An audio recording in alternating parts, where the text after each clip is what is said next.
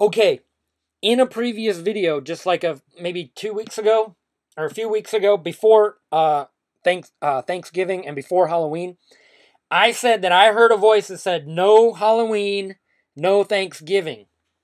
And I just got a message from a guy who said, well, we had Thanksgiving and we had Halloween. And I was like, you got me on that one. I must have been wrong. And then the Lord spoke to me. And he said, talk to someone in the Navy, sucker.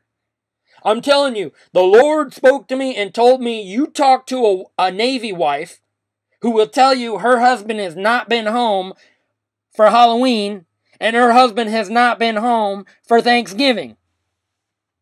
And every single soldier, I'm telling you, the United States has been on like high alert.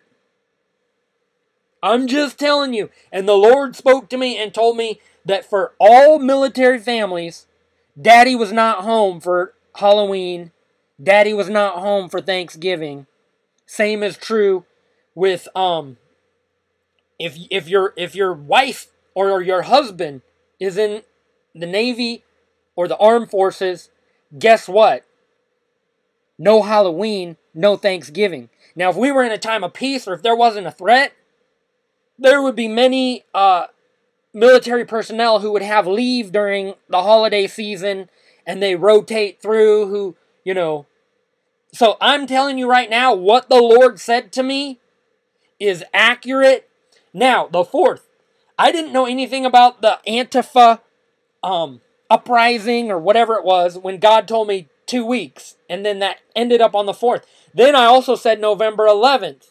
That was the day that the United States started their military drills outside of North Korea. And that was when, remember, they were sending all those 3 aircraft carrier strike groups. Okay, well, they arrived, and on the 11th was when they began their drills. Okay, so now, just the other day, like yesterday, the Lord told me the end of this week. Okay, and today is November 27th. It's Monday. And honestly, all I can tell you is what I hear from God. I don't even personally know for sure if anything's going to happen at the end of this week. But he gave me a pinky promise, and that was the revelation. That was crazy. It either came from my imagination, and I'm sitting there minding my own business, and I'm praying and asking God, is this thing ever going to happen, or what? And he says, all of a sudden, like, he appears to me, and what I saw was a guy who kind of looked like, I couldn't really recognize his face, but he looked like Moses, like if you were to imagine Moses in the Old Testament pictures, how he always has a big white beard and a white hair. That's kind of what God looked like. It looked like Santa Claus, but I almost want to say,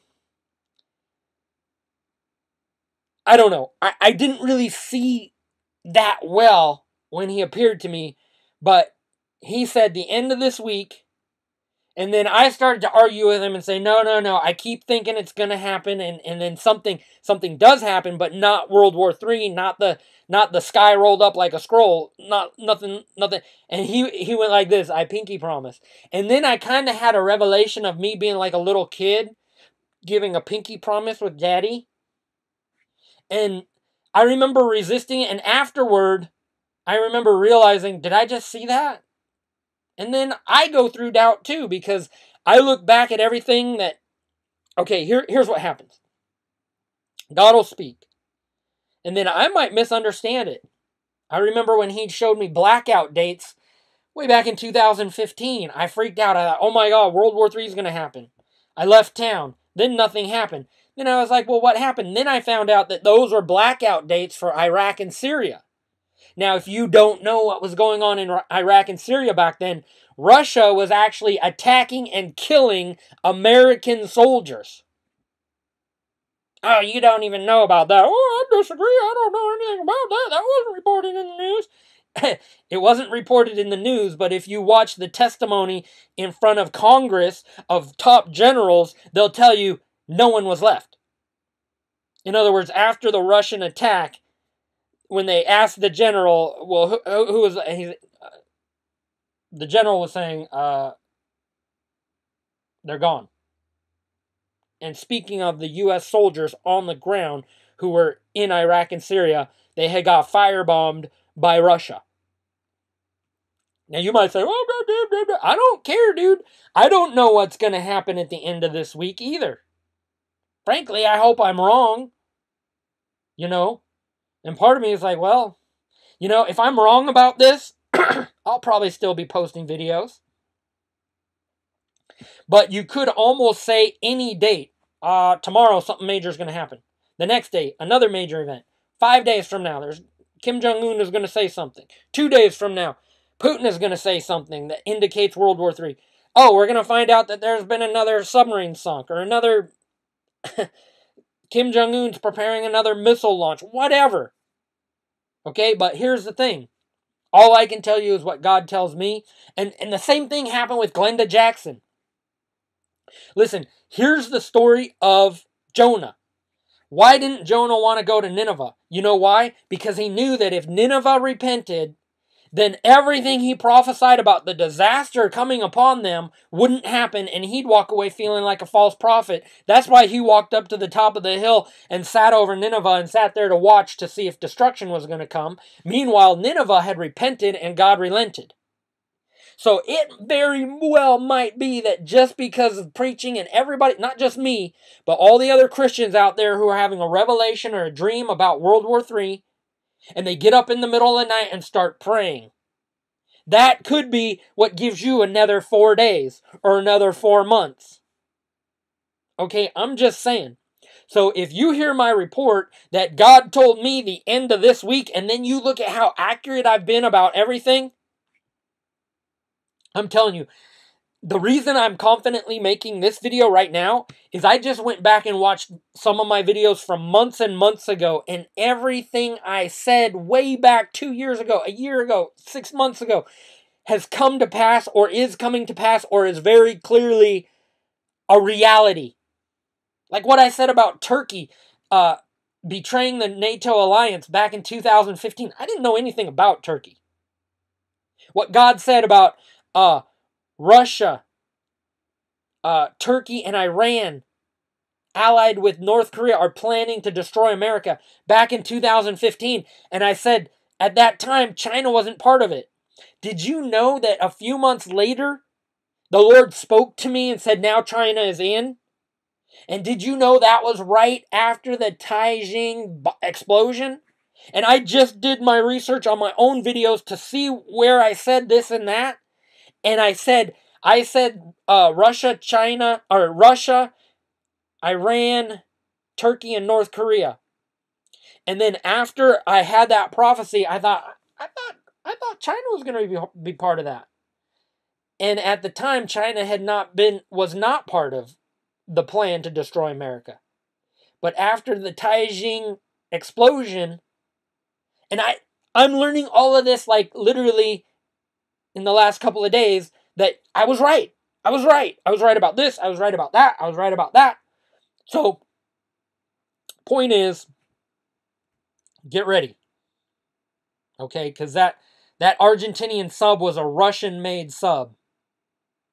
And I had a very clear dream where I saw Trump saying, if you really want to pray, if you really want to help us, pray that God will help us to find those nuclear submarines that are off the coast of California, off the coast of Florida, New York, Oregon, Washington, wherever they may be.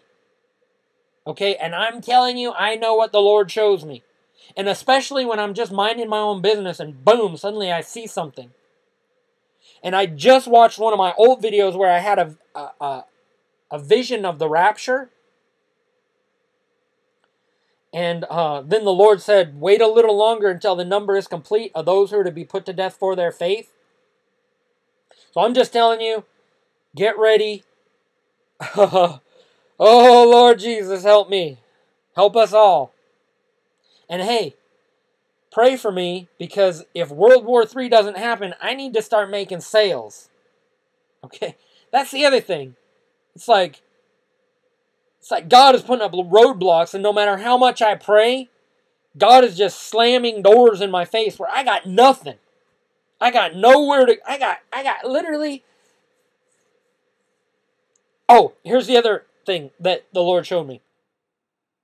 God's Healer 7, that lady and her husband that always do the prophecy. One, I like them, I appreciate them, I believe they're true prophets. And she said something just recently that the two witnesses are going to appear and it's not a pilgrimage. Now and a lot of people don't understand this, what she meant by that, and what actually, she didn't even know what she was saying, but what the Lord means is most of Christianity is going to be on the run when the mark of the beast comes out. And the rapture hasn't happened. Okay, the rapture does not happen until after the mark of the beast comes out and after the number is complete of those who are to be put to death for their faith. You can disagree with me all you want, but you're going to find out when it happens. Just like Micaiah said in the book of Kings, I think it's chapter 22, he said, "Hear, O Israel." He said, you'll find out when it happens. He said, in other words, I just spoke a prophecy, and in the past, prophecy had been spoken, and then it was many years before anything happened. And so people were saying, well, you spoke a prophecy a year ago, nothing happened. You spoke a prophecy 6 months ago, nothing happened. And then finally Micaiah, just before they put him in a jail cell, and he said, "Hear, O Israel." Well, actually, I don't remember the story. This is just, he said, "Hear, O Israel, you'll find out." That's what he said. So, and I'm not even sure if it's in Kings chapter 22. I'm not even sure where that is in the Bible. That just came to me. I need to do my research on that because I could be wrong. But here's the thing. Everything, if you look at what... Oh yeah, back to the God's Healer 7. The two witnesses, while all of Christianity is on the run and under persecution, the two witnesses represent guys who are going to operate in so much power that they're not going to be on the run. It's not going to be a pilgrim. Remember, the pilgrims migrated from Europe to North America to avoid persecution. So a pilgrimage is where you're running away or hiding from persecution. When the two witnesses step onto the scene, they're going to basically step up like superheroes and nothing can touch them and say, go ahead, bring it. And the power of God, just like Elijah, when Jezebel sent a troop of 40 to go attack Elijah and he called down fire. And then Jezebel sent another troop of 40 and he called down fire. And then the third troop of 40, the commander of the troop came to Elijah on his knees saying, please don't burn us up, just come peacefully, we won't hurt you. That's how the two witnesses are going to operate. In the same way that when Moses went before Pharaoh, Moses wasn't running away hiding. Now, all of Israel was. All of Israel was saying, Moses, you're making things harder for us. The persecution is getting harder. And Pharaoh would increase the hard work and the hardship for the people of Israel. But Moses had no fear. He walked up to Pharaoh and said, by this time tomorrow, all the waters will be turned to blood. And then or by this time tomorrow, there will be a plague of gnats. And you better come to me on your knees, big old Pharaoh, thinking you're something, asking me to ask God to let this plague pass. In other words, so yeah, go ahead and watch God's Healer 7's recent video. If you didn't understand it when you watched it the first time, that's what it means. Send that lady a message that here's a little interpretation. She probably already knows that. Sometimes when we prophesy, we don't understand the full scope of what we're saying. Sometimes later on, we understand it. All right, get ready.